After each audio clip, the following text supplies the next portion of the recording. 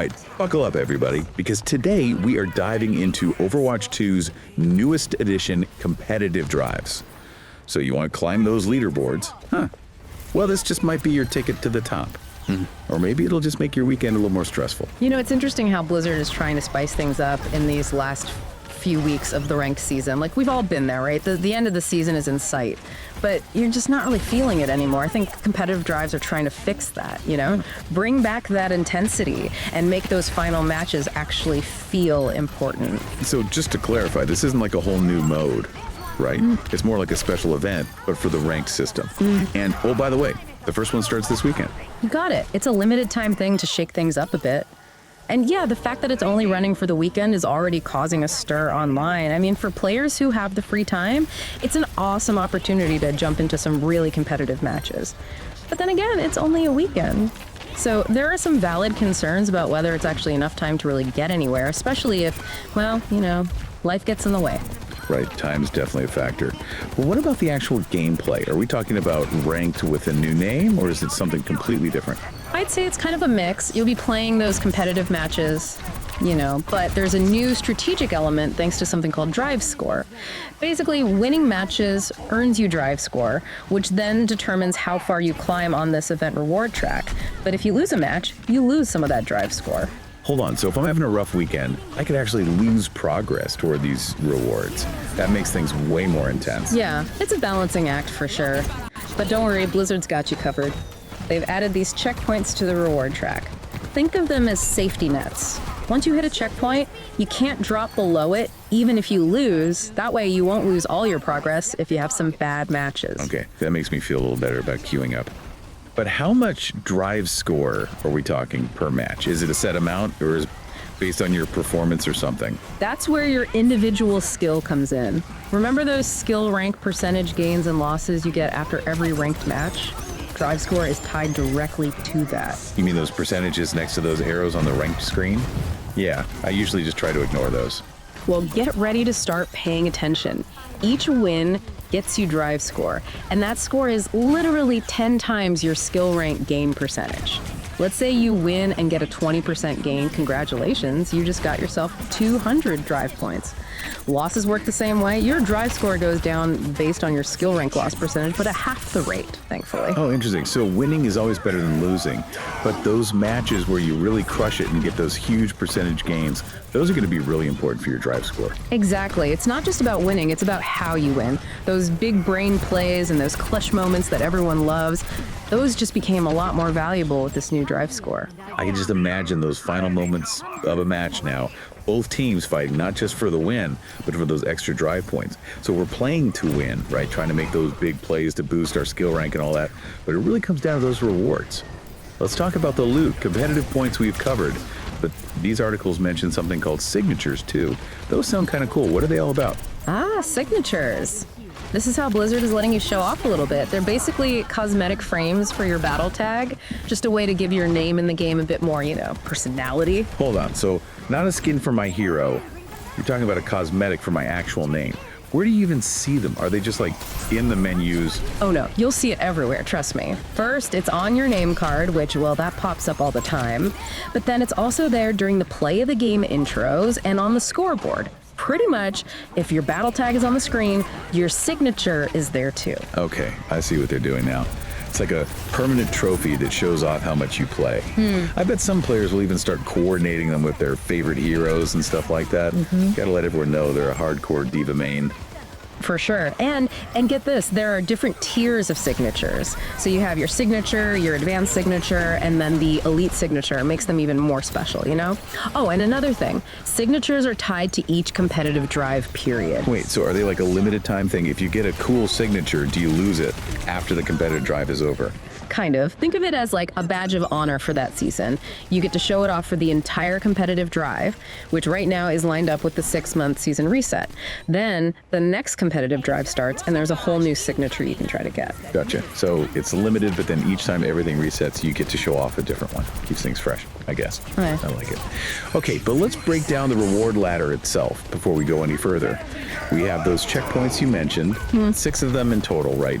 We said it's a mix of competitive points and signatures. signatures. So what are the rewards at each level? Sure. So let's say you hit that first checkpoint at 300 drive points. That'll net you 500 competitive points. It's a nice little bonus for your hard work. Keep climbing that ladder, and once you hit 700 drive points, bam, you unlock that first signature. Not bad. Not bad. I'm guessing the rewards just keep getting better and better, though. Oh, yeah. So that next checkpoint, 1,200 drive points, that'll get you a cool 1,000 competitive points. And then if you push to 1,700, you'll get your hands on the advanced signature. At that point, everyone will know you're not messing around. Then for those really dedicated players, the last two checkpoints are at 2,200 and 2,700. 2,200 gets you 1,500 competitive points, and 2,700 will get you that sweet, sweet elite signature. Wow. So by the end of a competitive drive, if you put in the hours, you could have a ton of competitive points and the best signature out there. It's definitely tempting, I'll say that. But realistically, not everyone has hours and hours to dedicate to playing rank. I mean, rewards are cool and all, but how realistic is it for the average player to actually get these rewards? Someone who can maybe play a few nights a week. That's the big question, right? And to be honest, there's no simple answer. It really just depends on a few things.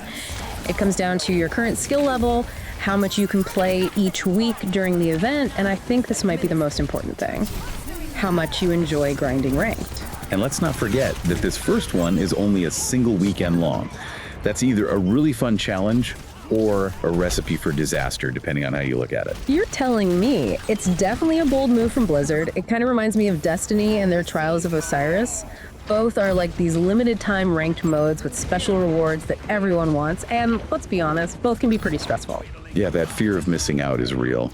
I think some people do better under pressure, like they play their best when the stakes are high. But for other people, it can just be too much stress, especially if they have other things going on in their lives. You said it. And this is where things get really interesting. So on the one hand, having it only be a weekend makes things more exciting. Every match really matters. It's almost like a tournament. But then again, is it really fair? What about players who have family or work or whatever else that stops them from playing all weekend? That's very true. Is a weekend really enough time to make sure everyone has a good experience, even with different schedules? Or will it just end up dividing the player base even more? Yeah, it's going to be interesting to see how Blizzard handles all of that. But let's move on for now. We talked about the rewards, the potential downsides, but what about the gameplay itself? How should players be approaching these competitive drive matches? What are we doing to get those drive scores up? Well, this is where understanding those skill rank gains and losses we were talking about really comes into play. Just barely winning isn't going to cut it. You really want to dominate those matches to get the big percentage gains. So are you saying that now is the time for those risky plays and clutch moments? Will those be more important during competitive drives? Definitely. Those awesome plays that change the entire game. Like, imagine a crazy tracer flank that gets you 3 kills and wins you the objective.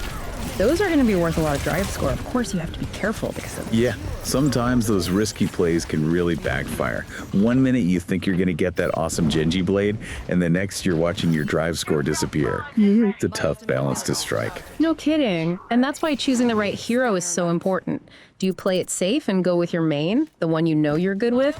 Or do you use this as a chance to try something new? Maybe even try to learn a hero who has a higher skill ceiling. That's a good point. If you stick with your main, you're more likely to play well, win your matches, and get that drive score consistently. But if you can learn one of those really tough heroes, you could be getting those super high skill rank gains. Yeah, and that risk versus reward is really what competitive drives is all about. It'll be interesting to see how everyone adapts to this. Do people play more aggressively, more defensively? I guess we'll find out. I'm excited to see how people react to these signatures too. Right. Everyone knows how much the Overwatch community loves its cosmetics. Yeah. Now there's this whole new thing to show off. Will this make people grind ranked even harder?